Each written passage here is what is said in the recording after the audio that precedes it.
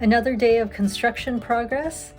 You'll notice that I'm starting the tour in front of the kitchen door that I normally do, but it's not in the usual place. And that's because it was taken off the hinges so that the contractors could work on the subfloor.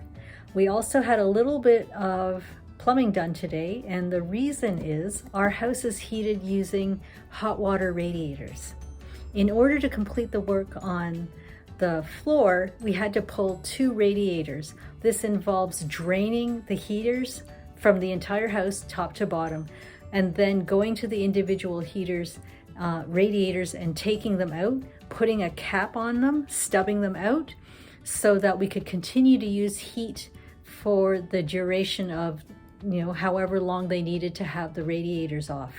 And so that we won't be freezing for a week. I don't think they'll have them off for long, but at least it lets us use the heat for the duration. So the plumbing that was done today was a little bit of work here for the rough-in for the sink. There'll be more done later, so they only did a little bit to start. The other piece of plumbing that was done was to move the radiators, both here at the back of the house and at the front of the house. When I last showed you this, the floor had been pulled out and the subfloor was visible. So what they've done was screwed in all the planks into the joists, and they've added the subfloor on top of the previous diagonal subfloor. There's glue in between.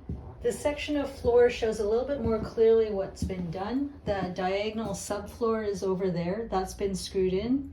The 5/8" plywood has been glued in.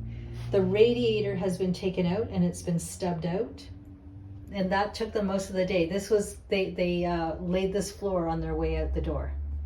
I want to show you a little bit of transition between the new floor and the existing floor. So here is the old flooring. It's a really lovely engineered floor. It's dark walnut colored, and the new floor. And there's already a little bit of a height difference between the subfloor and the old floor, so we're going to have to deal with that when we transition, but we're aiming to have that happen under the door. This was the flooring that was used throughout the house except for the kitchen. So it's this dark brown front hall, living room, dining room. In the front hall, the floor got pretty beat up. Even though we had mats on the floor, sometimes we'd have slush come off of our boots. It was particularly bad under the radiator. And so when we're changing this floor, we said, let's just do a straight run of the same material from the front hall into the kitchen, into the back of the house, so that it's going to be something that's more durable and will last longer. So let me show you another transition, which was the stairs. This is what we were talking about before. Let me come down here and show you what's going on. So this top step has been removed, and this is now the subfloor. And you can see there's a little, this is how much we can go to meet what was there before. We'll end up being higher than that because there'll be membrane and then the actual floor.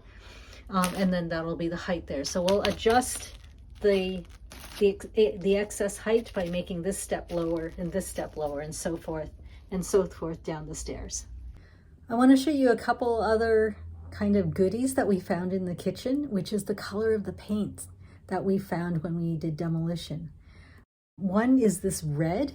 This was also inside the cupboards. There were flakes of paint that was coming off the shelves in the cupboard, and that were this bright red color that had this green incorporated in the layers as well.